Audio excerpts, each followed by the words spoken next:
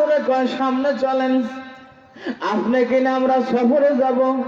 আল্লাহর হাবিব কয় ওই লোক দুইজন আমার সাথে করে নিয়ে সফরের দিকে রওনা দিল। কিছু রাস্তা আমি তাদের সাথে যাইতে লাগলাম।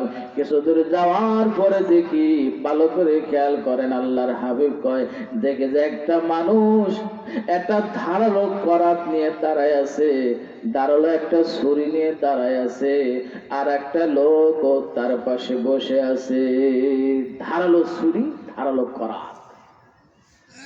আল্লাহর হাবিব বলেন যে লোকটার হাতে ধারালো ছুরি আর যে লোকটা বসে আছে, ওই দাঁড়ানো লোকটা বসা লোকটার সামনের দিক থেকে খেয়াল করেন, সামনের দিক থেকে এইভাবে ছুরিটা দোকায় দিয়ে করাতটা দোকায় দিয়ে ফাড়া শুরু করলো। সামনে থেকে ফাড়তে ফাড়তে পিছনের দিকে চলে গেল। আল্লাহর হাবিব দেখে যে সামনে থেকে ফাড়তে ফাড়তে পিছনের দিকে চলে যায়, আর সামনের অংশ আবার জোড়া লেগে যায়। আবার পিছন থেকে ফাড়া শুরু করে, করাত দিয়ে ফাড়তে ফাড়তে যখন সামনের দিকে আসে, পিছনের অংশ আবার জোড়া লেগে যায়। আল্লাহর হাবিব কবে লোক দুইজনের জিজ্ঞাসা করলাম এই লোকটার এইভাবে কেন শাস্তি দেওয়া হইতেছে? এবার লোক দুইজন কয় ইয়া রাসূলুল্লাহ, ইয়া হাবিবাল্লাহ, হুজুর সামনের দিকে চলেন, ব্যাখ্যা পরে দেব না। আল্লাহর হাবিব কয় আমি আর একটু সামনে গেলাম। কিছু দূর যাওয়ার পরে দেখি একটা লোকের হাতে বিশাল একটা পাথর, আর একটা লোক জমিনের মধ্যে শুয়ে আছে।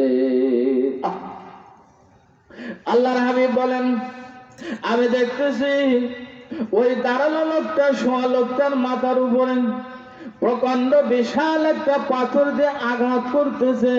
মারার সাথে সাথে ওই লোকটার মাথা ভেঙ্গে চূর্ণ বিচূর্ণ হয়ে গেল, মাথার খুলি দুই খণ্ড হয়ে গেল, পাথরটা গড়ায় চলে গেল।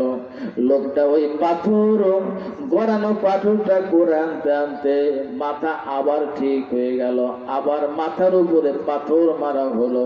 মারার সাথে সাথে মাথা ভেঙ্গে চূর্ণ বিচূর্ণ হয়ে যায়, পাথর গড়ে চলে যায়, আবার পাথর কোড়ায় এনে আবার মারে।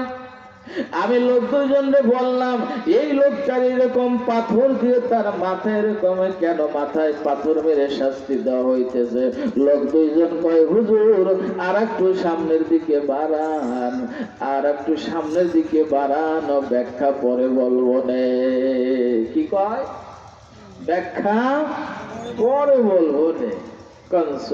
আর আল্লাহ আল্লাহ রসুল কয় আর একটু সামনে গেলাম, খেয়াল করেন কয়টা গেল, খেয়াল রাখেন কয়টা, মনোযোগ আছে তো, খেয়াল কোন দিক, আমার দিক খেয়াল আছে তো। আল্লাহ রসুল কয় আর একটু সামনে গেলাম, আর একটু সামনে যাওয়ার পরে দেখতেছি জমিনের ভিতর থেকে আগুন বের হইতেছে। আমি ওই জায়গা যে দেখলাম আগুন বের হইতেছে একটা গর্ত। আমি গর্তর ভিতর দিয়ে তাকায় দেখি গর্তটার মুখের দিক দিয়েছে কোন, কিন্তু ভিতরে অনেক প্রশস্ত ছড়ানো। ওর ভিতরে দেখি হাজার হাজার নারী পুরুষ ওই গর্তের ভিতরে, ওই আগুনের ভিতরে তাদেরকে জ্বালানো হইতেছে। তাদের কি করে? তাদের ওই আগুনের ভিতরে তাদেরকে জ্বালায়া পুরায়া ছারখার করা হচ্ছে। আল্লাহ রসুল দেখলেন আশ্চর্য, আহারে এই মানুষগুলোর এইভাবে আগুনে পোড়ানো কেন হইতেছে? নবী আমার জিজ্ঞাসা করেন আচ্ছা ওই লোক দুইটারে, এই মানুষগুলোরে, এই নারী পুরুষদেরকে এইভাবে কেন আগুনের ভিতরে তাদেরকে পোড়ানো হইতেছে? এবার লোক দুইজন বললেন ইয়া রাসূলুল্লাহ সামনের দিকে বাড়ান, আর একটু সামনে চলেন, এরপরে ব্যাখ্যা বলবো নে। কয়টা গেল? আর একটু জোরে গান। আল্লাহর হাবিব কয় আমি আর একটু সামনের দিকে গেলাম। মাইকের সেটিং আর ফিটিং বাইরে খুব সুন্দর। মাইকম্যান ভাই কথা বলে কিন্তু আমার ঘাম এসে যেতেছে, গলা দাবে যেতেছে, কারণ তোমার মাইক্রোফোন কিন্তু কই, ওরা কই মাইক বানানো লাগবে। হ্যাঁ, যাই হোক মাইকম্যান ভাই কালকে মাইক্রোফোন ভালো দিবার জন্য দূর থেকে আওয়াজ শোনা যায় ইনশাআল্লাহ। আর আমার কানে যে আওয়াজ আছে খেয়াল করে, কয় নাম্বার গেল? 3 নাম্বার। এবার আসেন নাম্বার 4। আল্লাহর হাবিব বলতেছে আমি আর একটু সামনে গেলাম, আর একটু সামনে যাওয়ার পরে দেখি এক লোক একটা গাছের নিচে বসে বসে আগুন জ্বালায়। লোকটা বুড়া মানুষ, খালি খেলে আগুন জ্বালায়। আমি জিজ্ঞাসা করলাম লোক দুইজন রে, এই লোকটা এইভাবে কেন আগুন জ্বালায়? লোক দুজনকে হুজুর ব্যাখ্যা পরে দেব না, আর একটু সামনে চলেন। কয়টা গেল? আল্লাহর হাবিব বলে আর একটু সামনে গেলাম, যে দেখে সাদা ধবধবে লাল টকটকে সুন্দর চেহারা, নুরানি চেহারার একজন মানুষ একটা গাছের নিচে বসে আছে। তার চতুর্পাশে হাজার হাজার বালক বালিকারা, ছোট ছোট শিশু বাচ্চারা তার আশেপাশে ঘুরে ঘুরে বেড়ায়, আর তিনি তাদেরকে তালিম দিতেছে, তাদেরকে শিক্ষা দিতেছে। এবার আল্লাহর হাবিব বলে এই লোকটা কি আর এই ছোট ছোট শিশু বাচ্চারা কারা? এবার লোক দুইজন কয় হুজুর ও সামনের দিকে আগান, ব্যাখ্যা পরে দেব নে। কয়টা গেল? 5। আল্লাহর হাবিব বলেন আমি আর একটু সামনে গেলাম, আর একটু সামনে যাওয়ার পর আমি দেখলাম সুন্দর চমৎকার একটা বাগান। ওই বাগানের ভিতরে মনোমুগ্ধকর আকর্ষণ একটা বিল্ডিং। ওই বিল্ডিং এর ভিতরে আমি জানালার ফাঁক দিয়ে তাকায় দেখি হাজার হাজার নারী পুরুষ ওই বিল্ডিং এর ভিতরে সোফা সেটের ভিতরে আরামে ঠ্যাং দিয়ে তারা গল্প গুজব করে। এত সুখে শান্তিতে এত সুন্দর বিল্ডিং জীবনে দেখি নাই। আর ভিতরে ডেকোরেশন, সেটিং ফিটিং, বিলাসবহুল ফার্নিচার এত সুন্দর, আমি দেখে মুগ্ধ হয়ে গেলাম। মানুষগুলো ইজি চেয়ারের ভিতরে একেবারে হেলান দিয়ে গল্প করতেছে। বলুন সুবহানাল্লাহ। আর একটু জোরে বল। তোমার মাইকের মধ্যে সাউন্ড টানে না, কত জোর করে অফ করা যায়? হ্যাঁ, কালকে ঠিক করো। ও আমার ভাইরা, ও আমার বাবাজিরা, এবার আসেন আল্লাহর হাবিব কয় এত সুন্দর সুখে শান্তিতে কানা। লোক দুইজন কয় হুজুর সামনের দিকে বাড়ান, তারপরে বলবো না। আল্লাহর হাবিব কয় আমি আর একটু আগে দেখি এর চাইতে আরো আকর্ষণীয় দামি বিল্ডিং। ওই বিল্ডিং এর ভিতরে দেখি মানুষগুলো আরাম আয়েশে সুখে শান্তিতে আছে। কয় নম্বর গেল? হ্যাঁ, 6 না 7? 7। খেয়াল দেখেন সিরিয়াল, নাহলে ব্যাখ্যা যা তো বুঝবেন না। এরপর আল্লাহর হাবিব বলেন আমি দেখি সাদা ধবধবে মরমর পাথরে সবুজ প্রকাণ্ড একটা বিল্ডিং।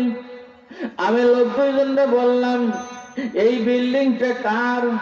লোক দুইজন কয় এই বিল্ডিংটা হলো আখির জামানার পয়গম্বর জনাবে মুহাম্মদ রাসূলুল্লাহ সাল্লাল্লাহু আলাইহি ওয়াসাল্লাম। বলেন সুবহানাল্লাহ। নবী কয় আমার বিল্ডিং? বলে হে, এত সুন্দর? বলে হ্যাঁ, আপনার বিল্ডিং হবে সবচেয়ে সেরা বিল্ডিং। কোন সুবহানাল্লাহ। আল্লাহ নবী কয় তাহলে আমার বিল্ডিং আমি একটু ভিতরে ঘুরে ঘুরে দেখি।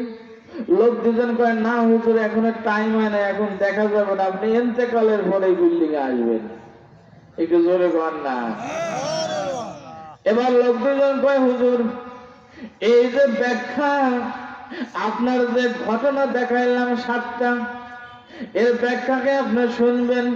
আল্লাহর হাবিব বলেন অবশ্যই আমি শুনবো। এই ব্যাখ্যা আমি শোনার পর আমার উম্মতদেরকে এই ব্যাখ্যাগুলো আমি বলে বলে শোনাবো।